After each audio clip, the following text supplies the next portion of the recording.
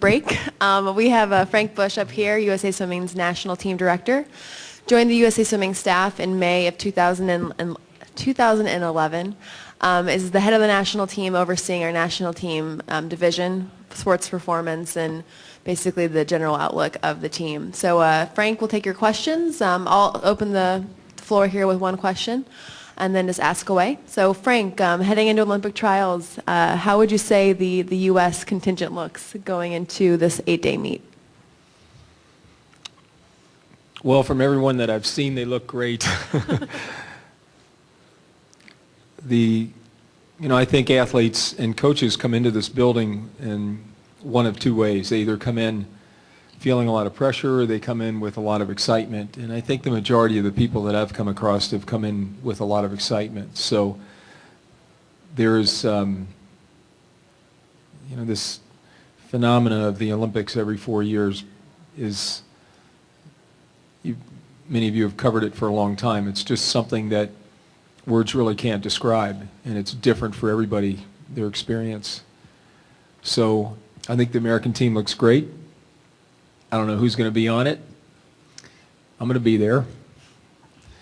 But the head coaches are excited. So. Okay. And we're going to go ahead and get started here. And just so you all know, if you don't remember from 2008, we've already named our two Olympic head coaches, Terry McKeever and Greg Troy, who will be with us later this afternoon. And as for the assistant coaches, we've already named Dave Salo and Bob Bowman, and the rest of the staff to be named at the end of Olympic trials. So Bonnie, over there with the microphone, please raise your hands if you have questions. Start with Bonnie over there.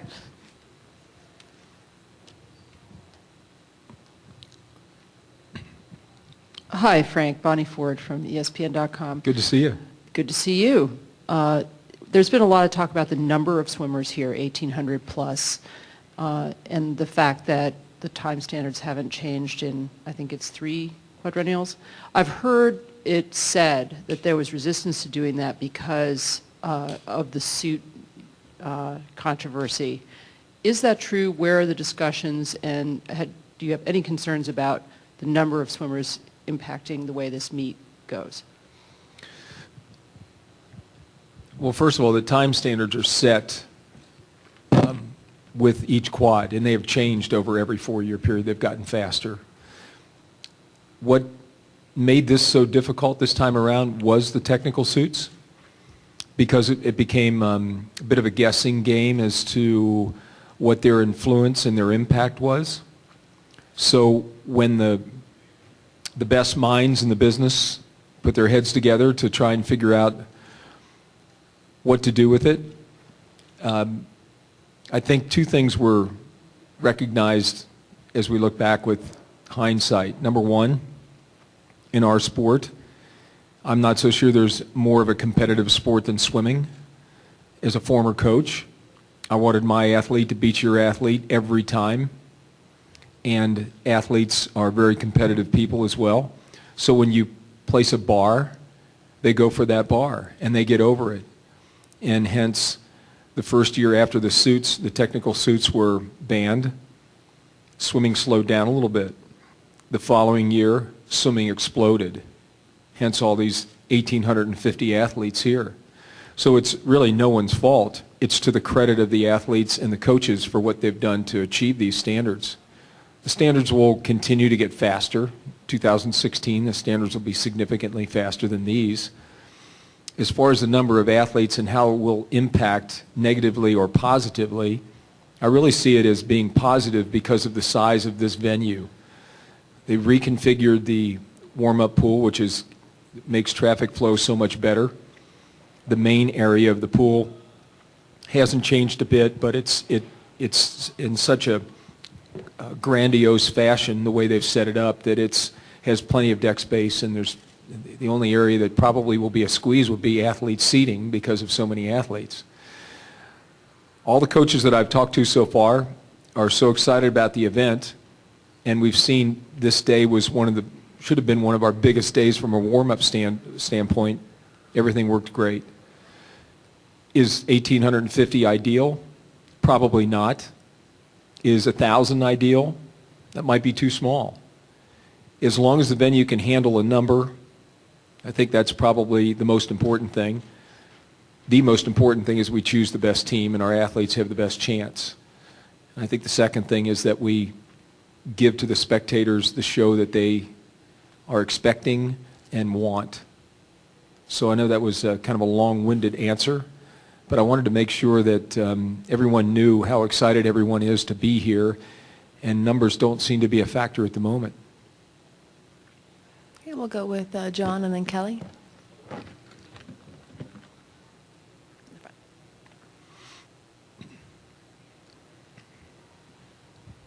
Thank you. John Powers, Boston Globe. Just kind of following up on Bonnie's remark.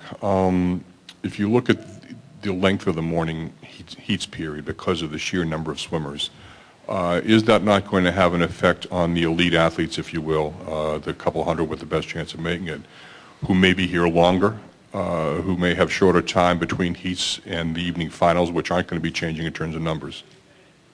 John, thanks for being here. It's a good question.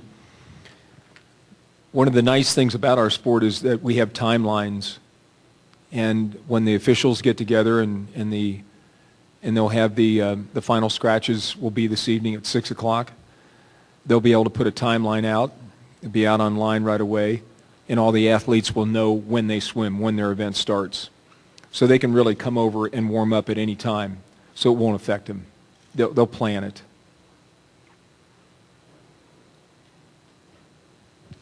Hi, Frank. Kelly Anderson with Sports Illustrated. You said 1,000 might be too small. When you're picking a team that's about 50 people, what's too small about 1,000 people, swimmers? Kelly, thanks for being here. Numbers are significant in all sports. I can imagine the number of baseball players that, I had 5 children, 4 sons that played baseball as little leaguers, and you think about the sheer number of people that get involved in sports. And at some point in time, everybody dreams about being the best they can be, and who knows where that winds up. My point is that maybe the most significant numbers that we have are the people that actually don't make the Olympics. It's kind of like your alumni base. You want to. Not everybody's going to be the cleanup batter. Not everybody's going to be the best pitcher. Does that mean that they shouldn't even bother trying out for the team or trying out in the sport? Absolutely not. It's such a great thing that what these athletes will take from this experience, it will be an experience that each one will be unique in where they go with it. So I look at it from a standpoint of, you can't just say, well, we're going to make the standards so tight that only 1 or 2 or 3 or 4 or 500 people get to come here. I think it's important that it's not so much a reward for their efforts, it's an accomplishment. And when people accomplish things, they usually go on to accomplish other things. So I see this as being very important in how we make sure that our umbrella is big enough, but not too big. Okay, we'll go Karen and then Dan.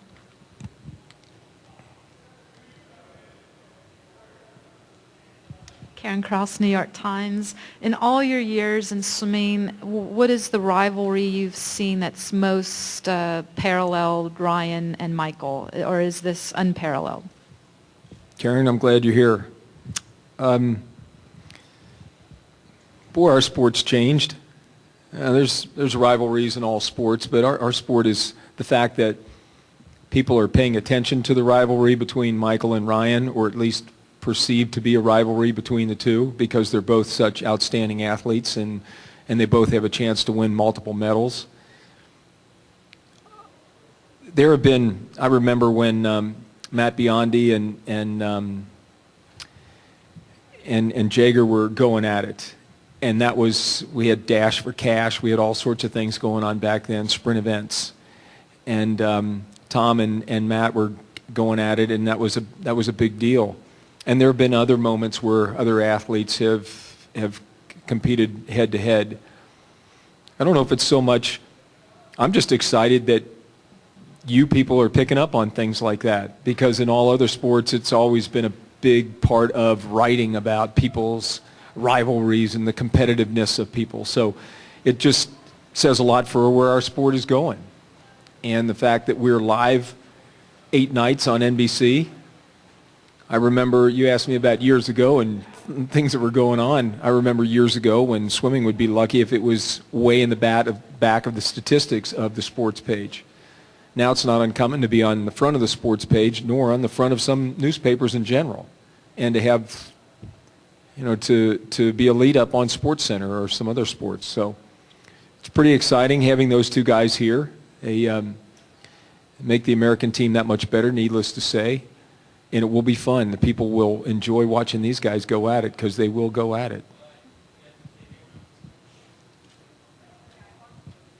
Hi, Frank. Dan Albano, Orange County Register. Hey, with Ryan and Michael, you have two just so versatile swimmers that swim so many events, but you also have to pick a team here. What do these coaches or these athletes, do they check in with you and talk to you about their program, like what they might have coming down the line? Because if one of these or both of these guys are going to be swimming 7 or 8 events, they're so good, they could rack up so many spots. You got to pick a team. It's a good problem to have, but it's also. But where are you in the loop, and what do you know? What can you share with us about what they might be swimming at this meet? Probably won't share anything with you. I apologize. First of all, thanks for being here. I apologize for that up front. It would not be my place to let you know what I know. We'll just let the events start and we'll see who's in them. You'll know after the scratch tonight who's swimming tomorrow. That's a great question in regards to when you pick only 2 athletes from each event and you think that there are 1,850 swimmers here and maybe 46 will make our team. So 1,800 athletes are here for what reason? To watch Michael and Rebecca and Ryan and the great athletes swim? No, they're here with dreams.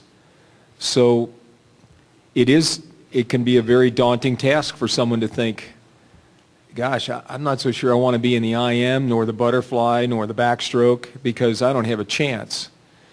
Or you can kind of come in with the idea that maybe I'm the one that pulls it off. So these 2 athletes that have dominated for a long time, there have been a lot of male swimmers that probably went to early retirement in certain areas because of that. But there's a lot of young ones out there in the back of their mind, they see themselves as being a player. And as long as you believe that you're a player, you want to play. Go with in the back right there.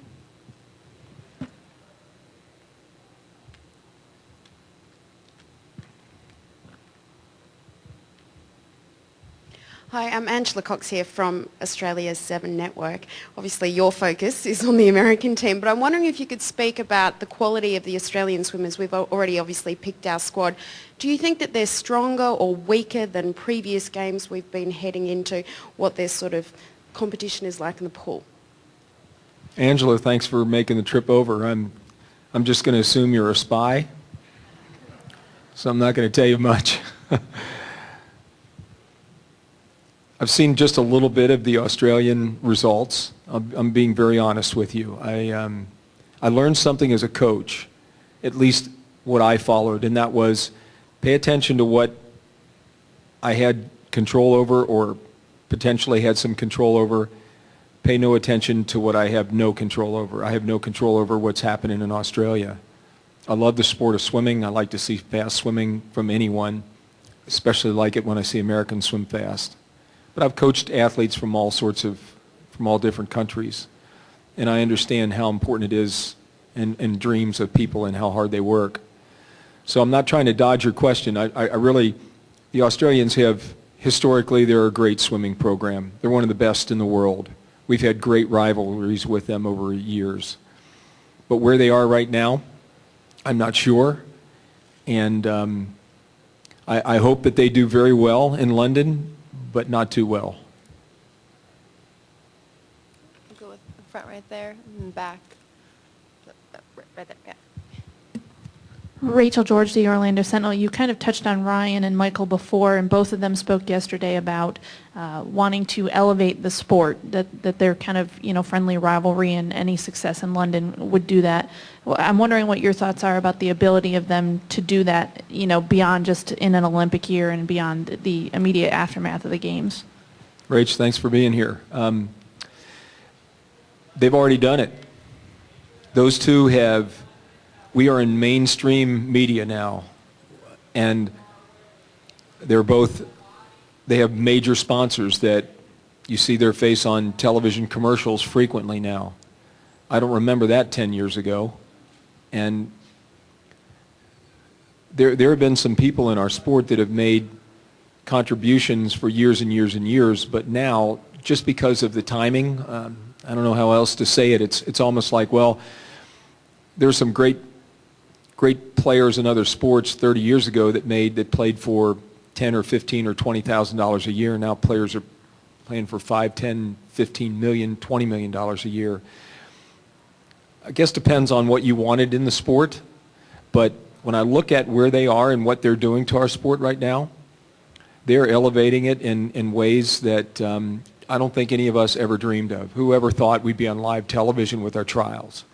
Whoever thought that the sport had such significance that we were able to convince the IOC to change the finals in Beijing from night to morning so we could see them live in this country?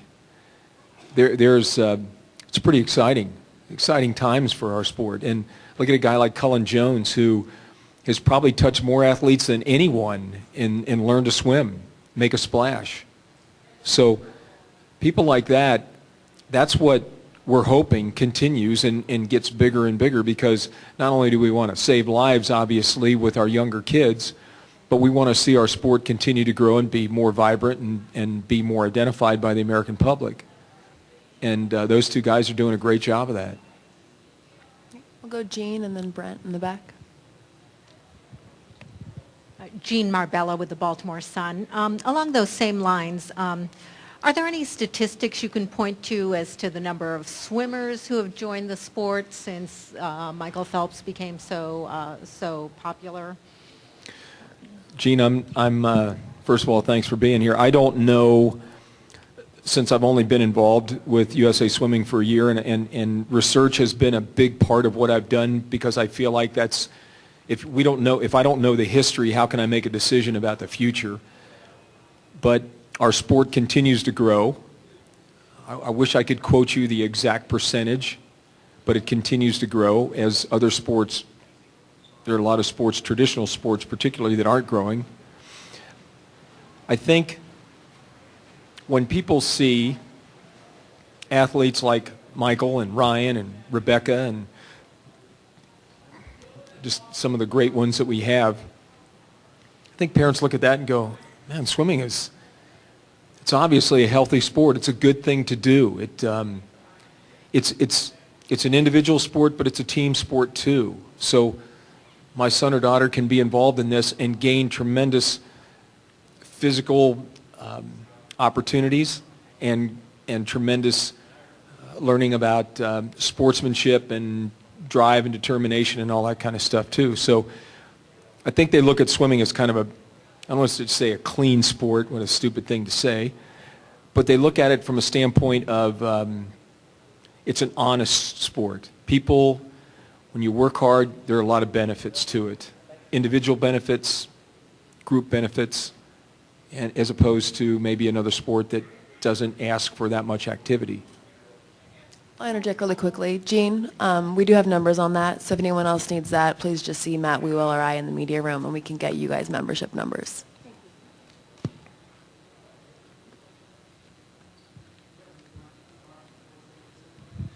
Hi, Frank. Brent Rudemiller, Swimming World Magazine. I have two questions. One, could you just give your opinion on the longevity of the careers now, and whether or not Michael Phelps really has another 4 more years, because he's planning on retiring. And the second part of the question is, could you just talk about the process that's going to happen at the end of this trials with the selection of the remaining coaches, and where you're going to be taking the team, further on their way to London? Rudy, thanks for being here.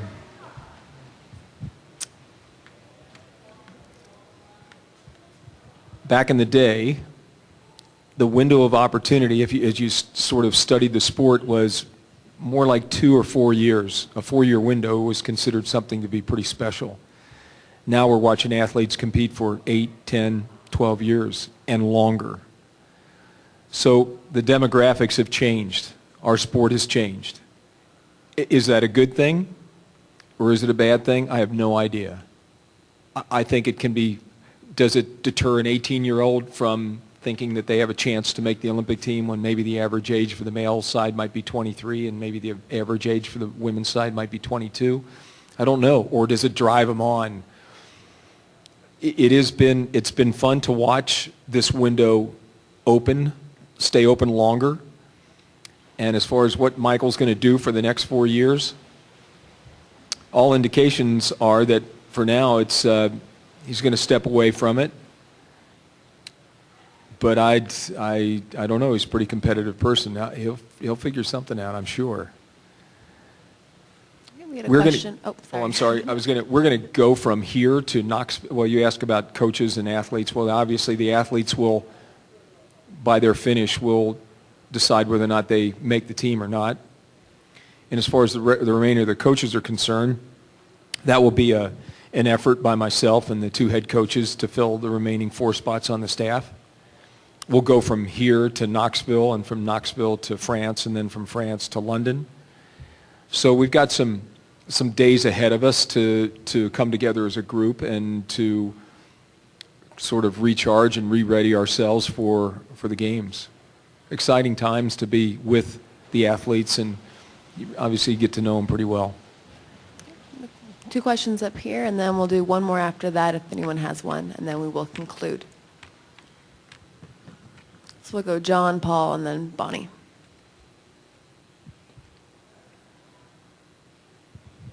Thank you. John Powers, Boston Globe again. Besides Phelps and Lochte, you've got other swimmers doing multiples, Coughlin, Franklin, for example.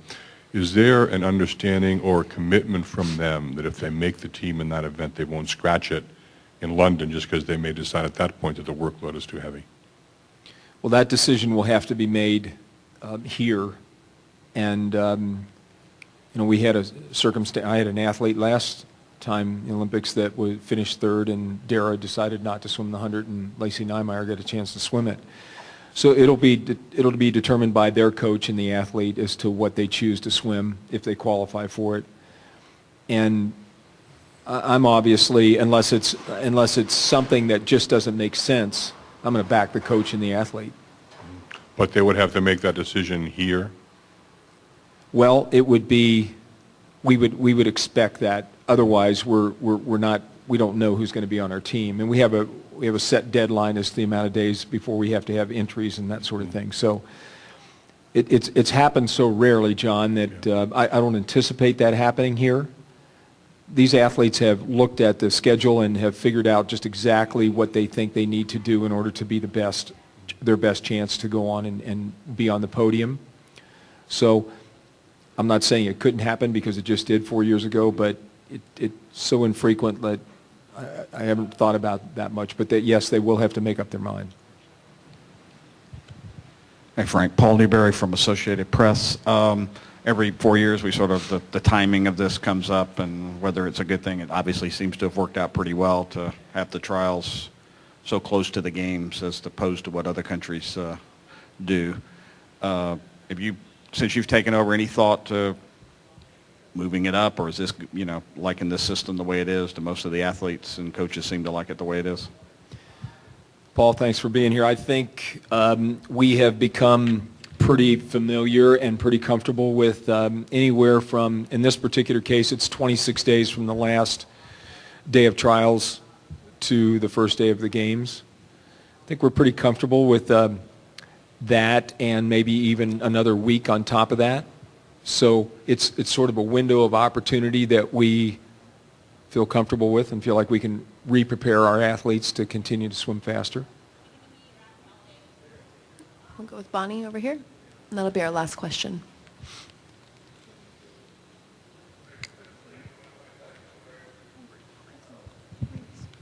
Frank, I know you can't play favorites in your current role, but I wondered if you would reflect on Amanda Beard's career, whether or not you ever envisioned when you met that little girl that she would still be competing now, and have you read her book? Bonnie, I did not read her book. My wife did in one day. No, I did. If you look at Amanda's career being so good at such a young age in Atlanta in '96, and she described some of that, what happened on her way to 2000, and for her to get a medal in 2000 after she had come to Arizona where I was coaching. No, I don't think anyone, you don't look at someone and you go, boy, you're going to be in this sport for a long time. It just, there's a competitive drive in Amanda, and that's her real engine. Not very much like all the other athletes that have done very well at the international level. There's a competitive part of those people that you can't necessarily, you can experience it by watching, but you can't always predict it. There have been a lot of great athletes with tremendous abilities in all sorts of sports that have not been that successful because they miss that small ingredient of just nothing will no BB, no boulder will stand in the way of their track. They'll break through it. Amanda has defied all odds, and she is bound and determined to do it again.